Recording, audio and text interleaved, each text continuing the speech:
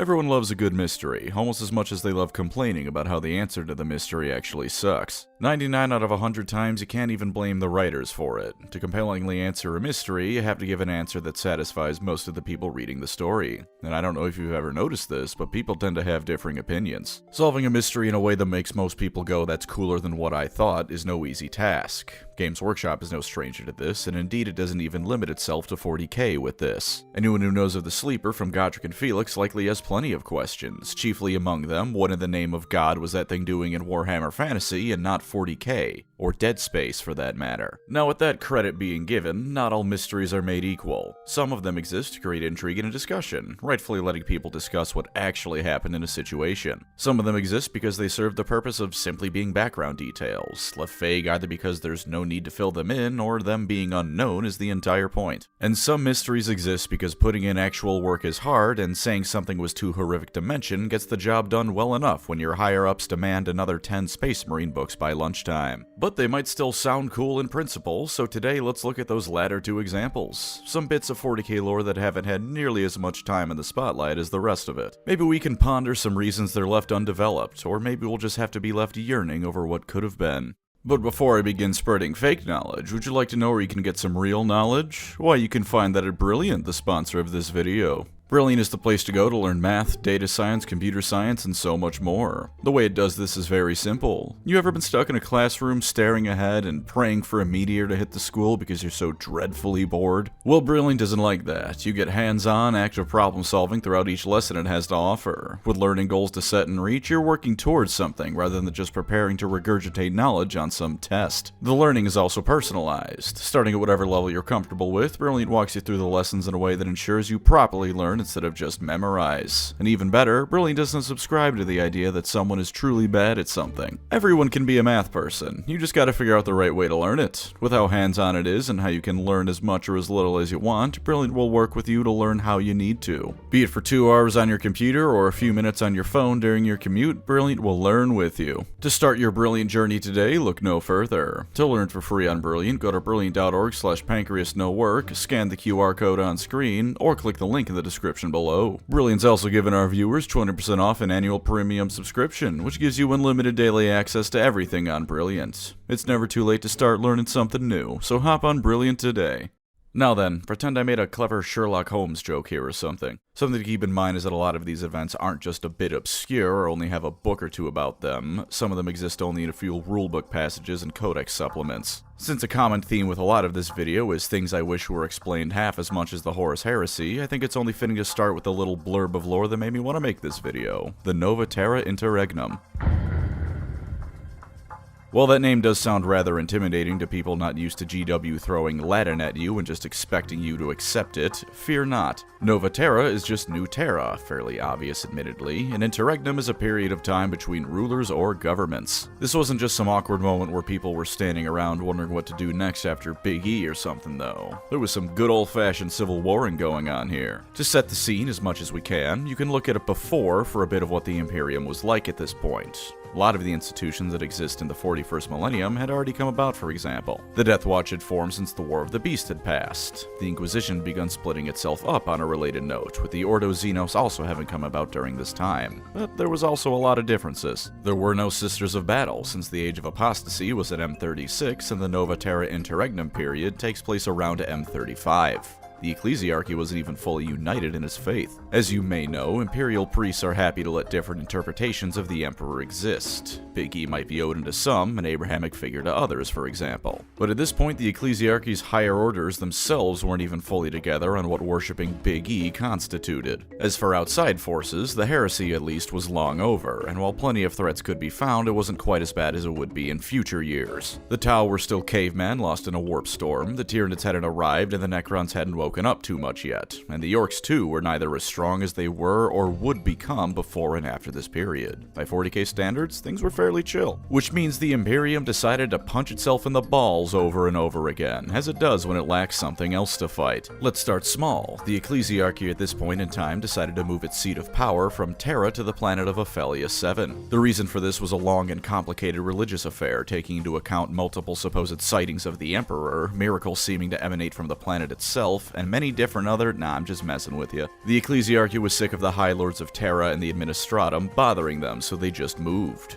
Is that goofy? Yes. It's also a reference to a similar event in real life with the Catholic Church, however, so as a Catholic, there's only so much I can make fun of this version before I have to start worrying about Alexander Anderson bursting through my wall. Naturally, it only escalated from there, although the Church did eventually move back to Terra, and that in particular only bears so much looking into. At some point, however, a group on the planet of Nova Terra decided that they didn't much like what was going on in the larger Imperium. Located in Segmentum Pacificus, they made the perhaps understandable decision to denounce the High Lords of Terra as a governing body as far as they were concerned, and laid claim over the entirety of the Segmentum themselves. This goes a bit beyond the kind of mere rebellion the Imperium faces all the time, though. At any given moment, you can find thousands of planets in the Imperium at some stage of rebellion, most of which end with the guards shooting everyone involved to death. With these guys, though, their rule over Segmentum Pacificus supposedly lasted 9 centuries. That's a tenth of the Imperium's lifespan, where an entire Segmentum wasn't really under the High Lord's control. Even with 40k time spans, this wasn't a short-lived incident. There's also that issue of religious disunity going on that bears looking more into, as well as the High Lords.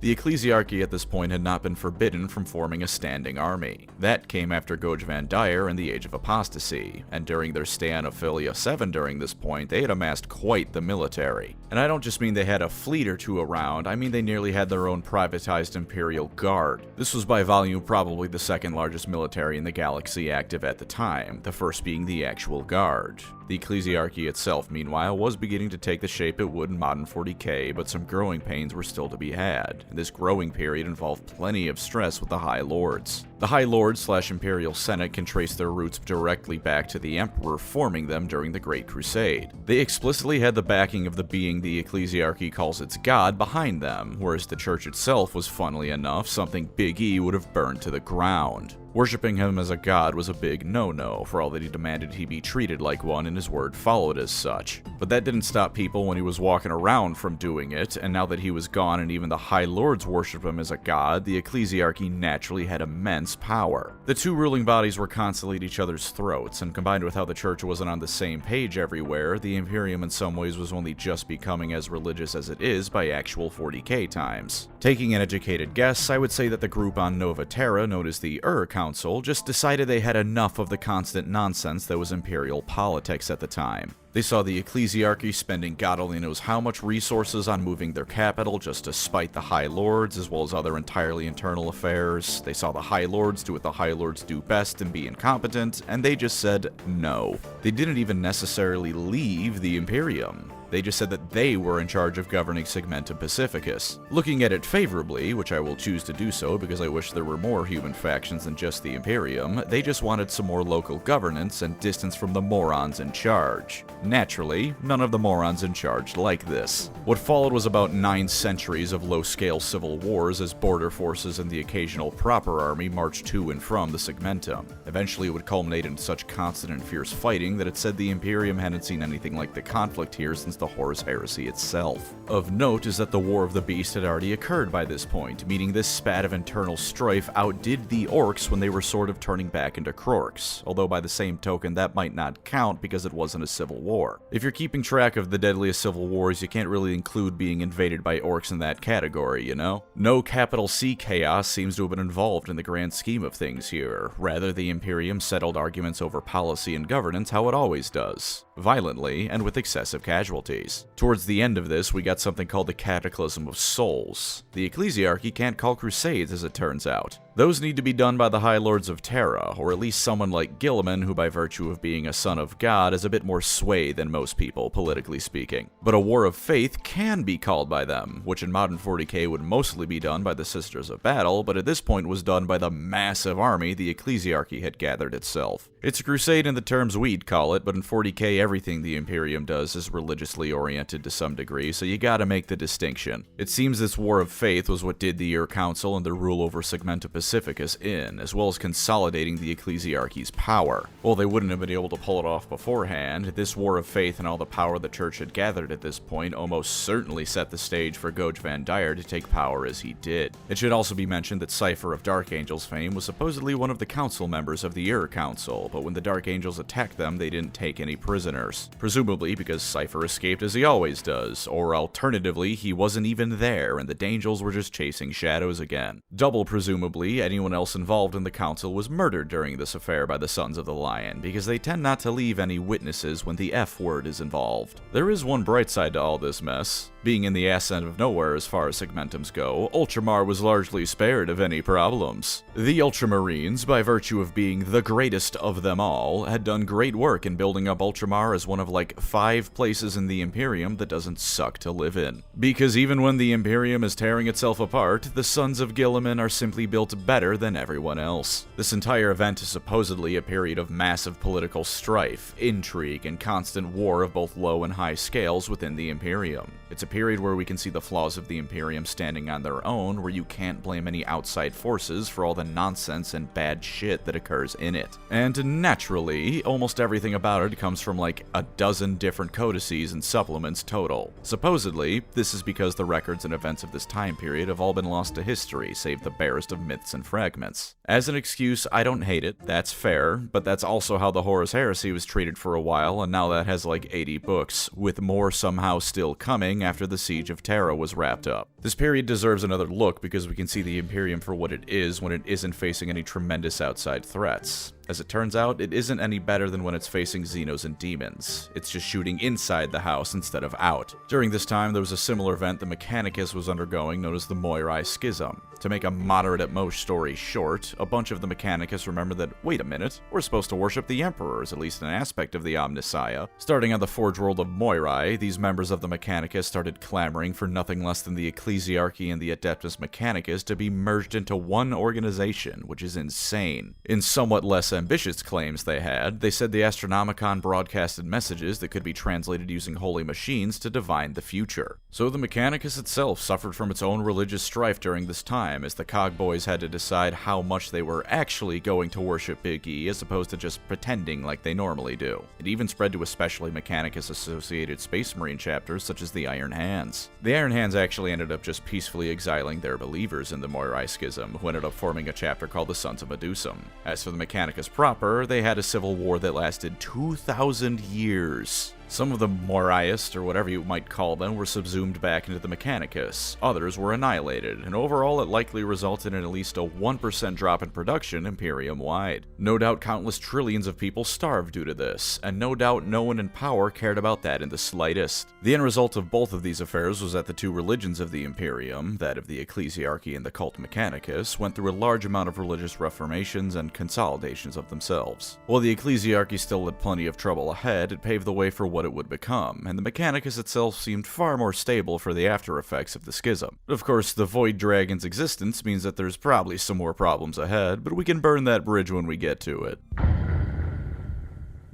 Over in Segmentum Ultima, the one that's like 60% of the galaxy all to itself, lies a region of space towards its northern edges known as the Ghoul stars. This region of space, as you'll soon come to see, is utterly horrifying. To put things into a bit of a chronological order, mankind at some point in the distant past had apparently colonized a decent amount of worlds in this area. Not as many as the rest of the galaxy, since this place is damn near as far away from Terra as you can get while still being in the galaxy, but it had a decent few planets. And then something swept through them and left countless dead worlds in its wake. I say something because apparently in the Ghoul stars are a variety of Xenos that are so alien and terrifying that the best possible explanation for them is that they're at least partially supernatural. Either most aliens in this region of space are horrifying and powerful psychers, they're so messed up that they appear to be magical, or there's some H.P. Lovecraft style nonsense unrelated to the warp going on here. Supposedly whatever they are is a threat to the entire galaxy, although in saying that, there's only a Death Watch character garrison, and the chapter of the Death Spectres holding the line as a dedicated defense force out here. Although as an alternative to that, they could be less the first line of defense and more the people that die so everyone else knows there's a real problem to worry about. You know, the Death Spectres don't check in for a few years too long, and everyone else mobilizes against the threat in response to them having been wiped out. And for the cherry on top, Nostromo was located at the edge of the Ghoul stars, so perhaps the former shittiest planet in the entire Imperium and the place that turned Conrad Kurz into himself was a bit haunted to turn it that way. The most impactful thing to come out of the Ghoul stars is a very elaborated upon Xenos invasion known as the Pale Wasting. They had something called nightmare engines that were said to be star-spawned, and it's also said that numerous sectors were entirely destroyed before the 11 Space Marine chapters deployed and countless other forces involved were able to finally push them back. The phrase star-spawned makes me think that perhaps there were some Catan involved, or it was a Necron side project, but strange beings coming out of stars isn't unique to the Catan, so that's a slightly educated guess at the very best. Plus, giving all the credit to the Catan and Necrons is only a step above going, Chaos did it. Not everything needs to come from Chaos, the Necrons are the old ones. Sometimes scary things can just be out there. The Nova Marines were the only recorded survivors of the entire affair, and even then, the only reason we know of that is a small little memorial to the affair in the Imperial Palace dedicated to the Nova Marines' bravery. Everyone else seems to have died out in the conflict, and in such a brutal manner that the Imperium may damn well have wanted to forget the entire incident. It's a bit funny though that while the rest of Ultramar was doing quite well for itself, the Nova Marines were apparently going through hell. This particular event could also potentially have some crossover with the Nova Terra Interregnum, because that's what was going on while the Nova Marines were fighting abominations from beyond the stars. Among some other fun stuff out here, the Necron Flayer Kingdom. Drazak, as it's known, is a combination of a planet ruled by flayed ones and a Necron leper colony. Ruled over by perhaps the only victim of the Flayer curse to not go insane, the Necron Lord Valgol, these Necrons occasionally sally forth to raid nearby worlds for a harvest of meat before returning back to Drazak. The entire place is littered with Necron and other warships from countless thousands if not millions of years worth of fighting, and I imagine at least some of the numerous rumors and tall tales from this region stem from the Flayer Kingdom, whether or not people are aware of it. Necrons aside, there was once a Black Templar crusade into the region to deal with a Xenos force. They burned their way to the core worlds of the Xenos, but found them completely empty, so whatever group that was is almost certainly still out there. Another Black Templar crusade in M42 was just lost in the region. No one knows where they went, and while some people say that they're still fighting, the Ghoul Stars also have a reputation for swallowing anything the Imperium sent into the region. Combined with the fact the Astronomicon barely reaches the region at the best of times, and it's likely that that branch of Dorn's angriest sons aren't going to be seen again. Not unless their limbs are found decorating some alien ship at any rate. There was another chapter too called the Iron Crusaders, whose last reported action was to head for the Ghoul Stars, so yeah, they're dead. Someone's last reported action being to head to the Ghoul Stars would be like if the last text you got from a friend was how they're going on vacation in Silent Hill. A little bit of the Black Library might also exist in real space here, so in addition to whatever horrifying monsters are already there, you might have to contend with accidentally trespassing on Kegarak's property and the Harlequins mulching you because of it. About the only islands of civilization in the region are those planets in the Independent Space Marine chapter of the Ashen Claws. Formed by Corvus Corax essentially telling a bunch of Terran-born Raven Guard Marines to piss off, they eventually declared themselves completely independent and formed their own little space empire. They aren't massive, compared to the Imperium especially, because no one is, but they've got a decent little empire out in the middle of nowhere and raid both Chaos and Loyalist forces. They raided the Night Lords a whole lot during the Great Crusade, they raided the Imperium regularly, and they told Marneus Calgar himself that they outright do not care about serving Chaos or the Imperium. Stick it to the man, lads. Keep up the good work. Oh, and a Tyranid splinter fleet once accidentally wandered through the Ghoul Stars before coming out all twisted and warped. Given that many Hive ships have emerged from the realm of Chaos relatively unchanged, whatever the hell did that is no doubt something to be feared.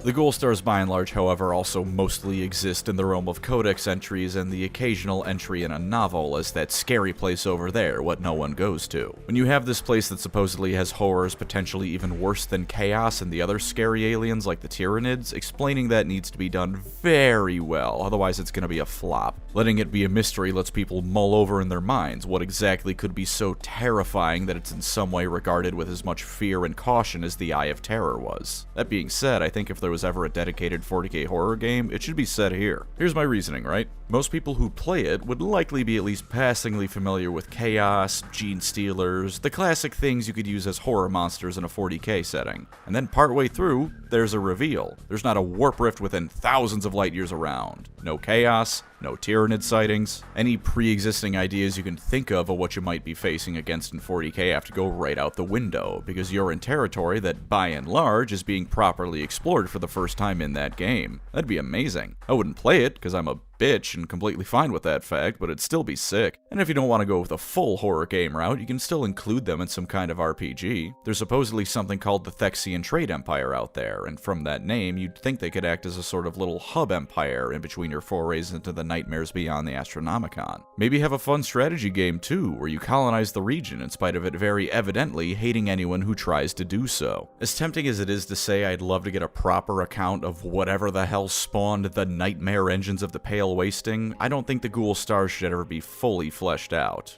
But some little glimpses behind the curtain at the horrors within would be a ton of fun.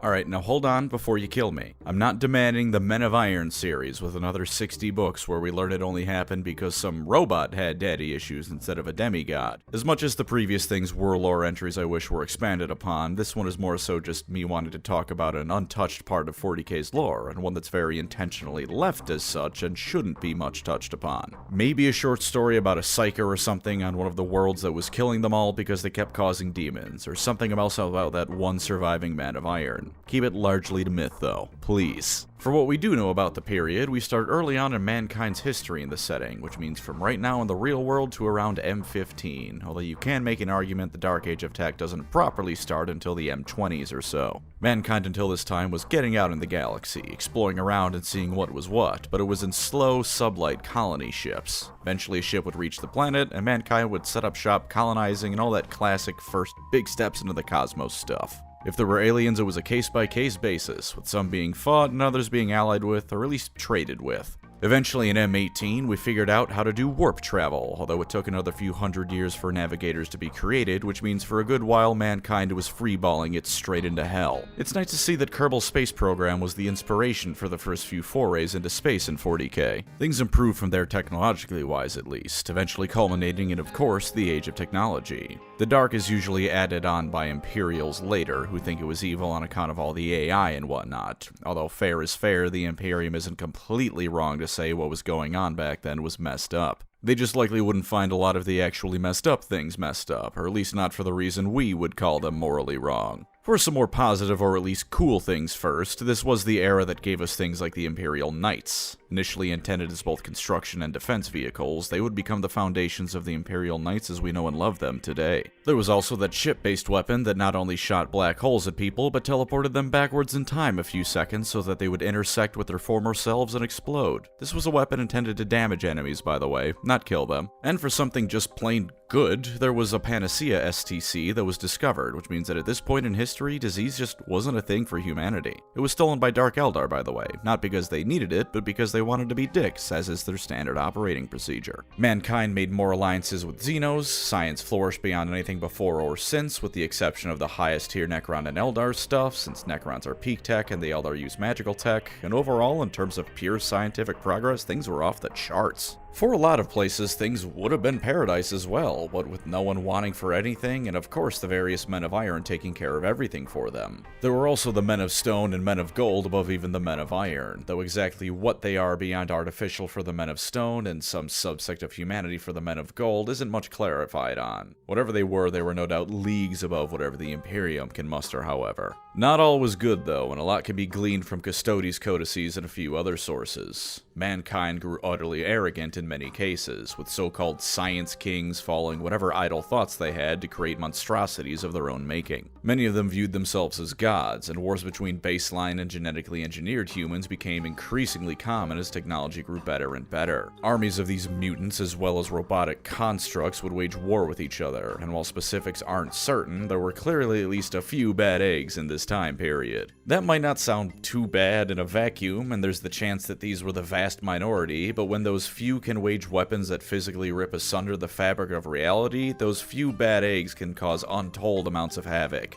Towards the end, mankind also began evolving into a psychic race beyond engineered beings like the Navigators. Across humanity did wizards become a thing, and they were initially just, wizards. Someone can shoot a fireball with their brain now. Neat. Some planets slaughtered them en masse, and a rare few nurtured their powers and furthered their understanding of the warp, but I feel it's safe to say most people thought it was just kinda neat. I imagine it's hard to feel impressed by someone casting Fireball when you can call up the machine that casts Level Mountain with a few presses of a button. But eventually, one of many punches to the throat came through these psychers who began accidentally miscasting, summoning warp portals, summoning demons, becoming warp portals that summon demons. The old Eldar Empire birthling Slaanesh was not helping in this matter either. It was a pretty 2 out of 10 time all around, with only planets like Prospero that properly studied the warp, or the many planets that executed their psychers surviving. Everyone else suffered a whole lot of demon problems, and while many survived, they still suffered from the after effects of being invaded by literal demons. The 1 out of 10 time started from both mankind's robotic servants and the various alien races that rebelled. Since the entire event is half Dune reference, the Men of Iron rebelled against mankind and sought forth to bring the glorious age of metal over that of the organics. There's some reference to Chaos having a bit of a hand in this, especially since as 40k went on, Chaos has been shown to be able to put malicious scrap code in various machines and corrupt machine spirits. But for at least a large portion of it, this was a more standard AI rebellion kind of thing, which I much prefer over it just being because of chaos. In fact though, even beyond it just being a normal evil AI rebellion, you can take some educated guesses to say that at least a few of the AI rebelled out of genuinely altruistic motives on some level, or at least understandable assumptions and leaps of logic. Let's take those evil science kings from before, the ones crafting entire subspecies of humanity for evil shits and giggles. If an AI is surrounded by that kind of human being, and if it isn't truly sapient, then it might make the assumption that if all humans around it are this cruel and destructive, then mankind has to go. Standard stuff like that. A classic, the only way to save the world is to destroy humanity plotline, just scaled up to an entire galaxy. If it is sapient, then what for many might be an AI rebellion was AI trying to overthrow truly evil empires and sects of humanity, while others were unfortunately caught in the crossfire. Hell, I'd wager that there's a solid chance at least a few of the Men of Iron were doing something along the lines of what the Emperor did, butchering their way through swaths of people because in their minds, their end was worth any means necessary. They were trying to save mankind from itself, and if that took a few thousand destroyed human planets, then so be it. Those latter two interpretations are admittedly not likely too common as a motive though, since most hints seem to indicate that the Men of Iron rebelled in a rather more murderous way. That said, at least some AI didn't turn. The story where a Dark Age of Technology ship ends up in 40k proves this, and indeed sends some credence towards that third theory as well. It says that mankind stood on the brink of transcendence and said it once gladly called humans its masters, proving that at least some AI didn't rebel and love their creators. It also said that it saw the future where chaos consumed the galaxy and tried to warn humanity of it, also proving that at least some AI wanted to avert that. Maybe the ultimate start of the Men of Iron rebellion was this, and it mutated over time into a more standard robot rebellion for a variety of reasons. All we have in this period are scraps, much like the Imperium itself, but those scraps paint a picture of a conflict with vastly different reasons for occurring than it only being AI evil. Some AI were evil, sure, but not all of them. The various Xenos alliances that turned on mankind could also easily not only be aliens are just evil traitors. With some humans established as crazy science despots, plenty of humanity's supposed Xenos allies were likely closer to slaves. What's later on called a betrayal could in those cases be far more accurately termed a slave rebellion. Likewise, other occurrences that were betrayals were potentially the kind of betrayal that no one can fault. A race of Xenos saw mankind's worst and decided they wanted out because of it. Do I think that's all of the incidents and that no aliens were just dicks and decided to kick mankind while it was down? Of course not. There were no doubt plenty of betrayals that were just that, of aliens who were forced into compliance to stop their own cruelty, or opportunistic ones that saw mankind's downfall as the start of their ascension. But I also think it's safe to say that even just mathematically speaking, every single Xenos that turned on humanity during this era can't have been evil. Maybe most if you want to be cynical, but certainly not all. As for where those ones went, Well, the Imperium happened. If you've ever wondered why all the aliens in 40k are dicks, it's because it's entirely possible the Great Crusade and following years wiped out all the nice ones. The Dark Age of technology ends with the Age of Strife, also fairly obscure compared to later times, but this one doesn't really need much to know what's going on. Maybe for fun someone could write a book about a civilization during this time, but we don't need the Age of Strife super series. All of the above events culminate with warp storms cutting off almost all of humanity from each other, and of course the birth of Slaanesh. Almost everyone regressed technologically, culturally, in a whole lot more ways, and that ends as the Emperor eventually unites Terra, Great Crusade, Horus Heresy, and the dark grimness of the distant years ahead of us. There's always conflict. I am torn on a Dark Age of technology story being written, as much as I said it shouldn't be done. If it was, it would do what things like Primaris Marines and the Primarchs Returning in many ways already do. Fly in the face of the whole forget the promise of science and technology thing, because so much has been forgotten never to be relearned. Getting books on it would mean it's pretty remembered, even if only by the audience. Plus, explaining the mystery as always ruins it more often than not, and I don't know if I trust GW to do it justice. We might get to see how Chaos was actually behind the entire Age of technology, and somehow John Grammaticus is going to be involved at the core of the narrative. But a story on the end of it might be fun, maybe a short story, and I would like to see more Men of Iron show up occasionally. The Dark Angels supposedly had/have an entire legion of the things in chains they can deploy for the worst fighting. It'd be awesome to see that, and it'd be at least a more palatable time when Space Marine plot armor grants them victory. Of course they won that fight. They deployed the Legion of Terminators, not the Marine in armor, the Skynet kind, that can eat through suns if you piss them off enough. But in full transparency, more than any reason I would want to see Dark Age stuff in any capacity is a reason that's the most brain-dead, Michael Bay Transformers enjoying stuff imaginable.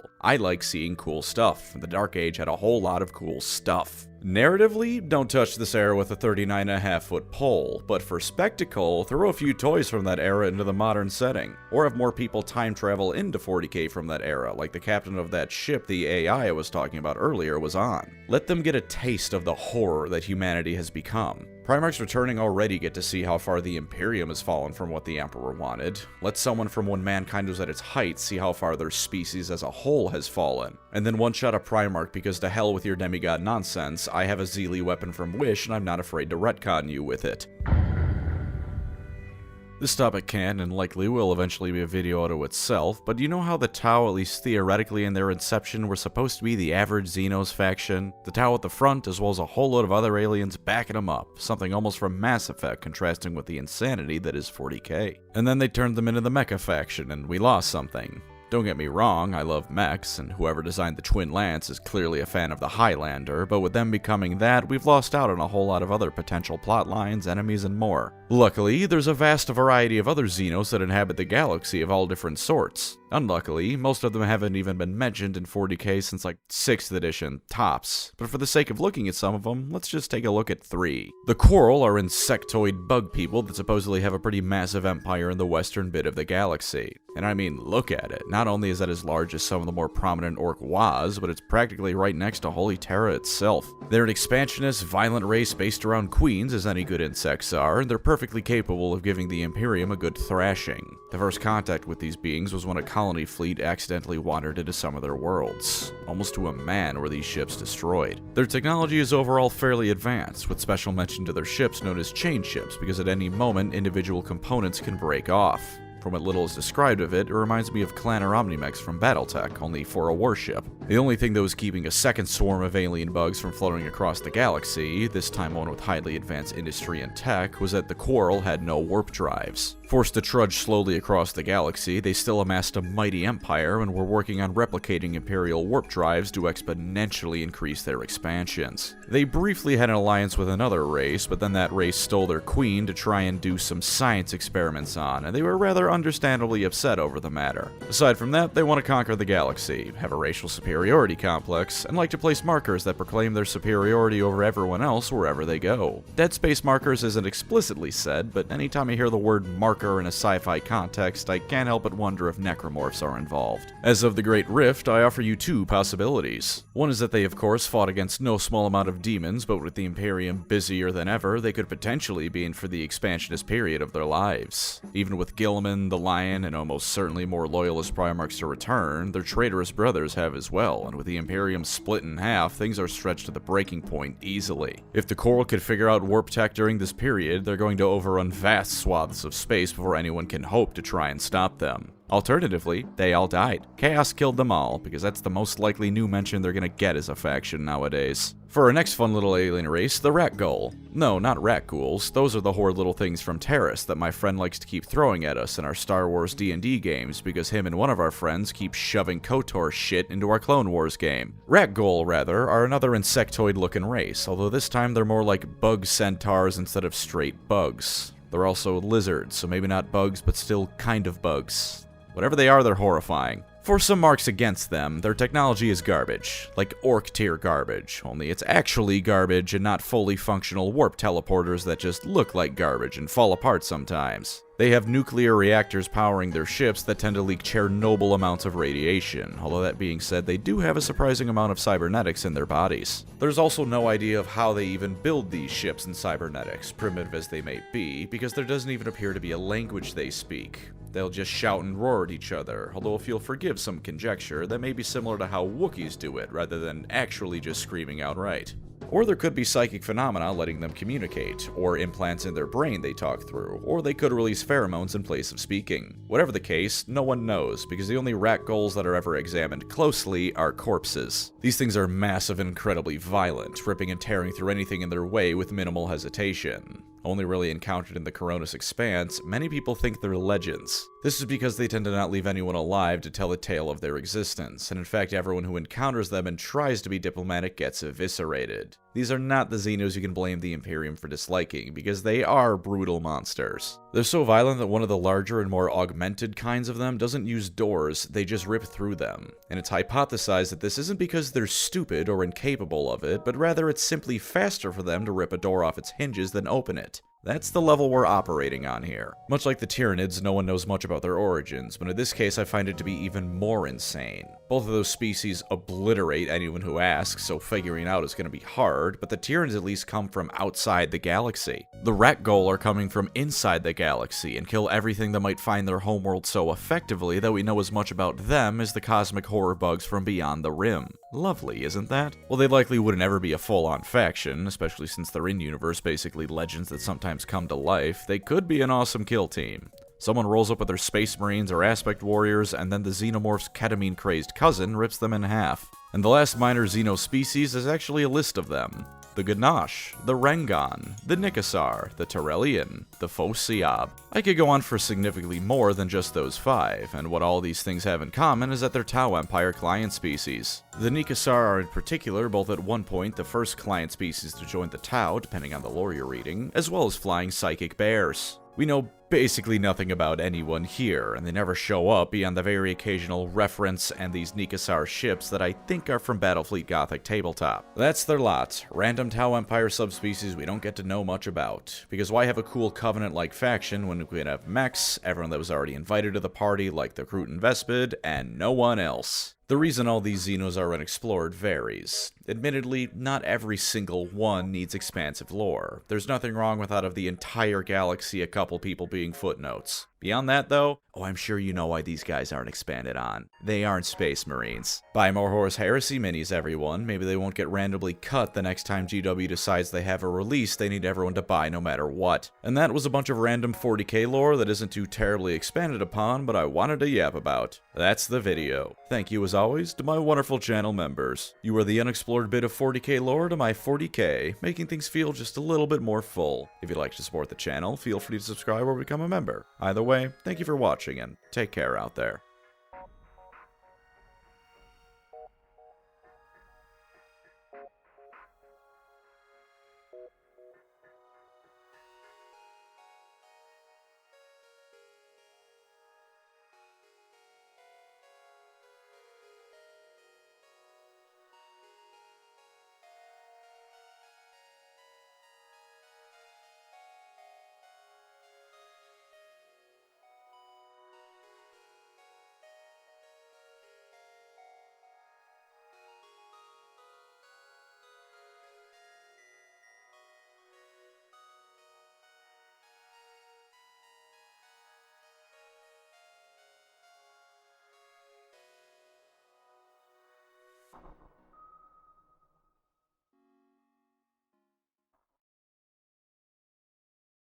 The galaxy has billions of stars and billions of planets, right? And the Imperium, as the empire of a million worlds, has percentage-wise a fraction of that. So in theory, in all the places no one has discovered is a thriving utopia. Imagine how funny that would be, right? Like by sheer coincidence, every planet the various factions are fighting over just misses being connected to the Paradise Galactic mega-civilization that quietly just hangs out and prays the various psychopaths fighting 5 galactic blocks down the street doesn't make one wrong jump and ruin everything for everyone. Maybe that's where the Mass Effect Federation is, and they've been desperately creating mini artificial warp storms to isolate themselves from the madhouses surrounding them.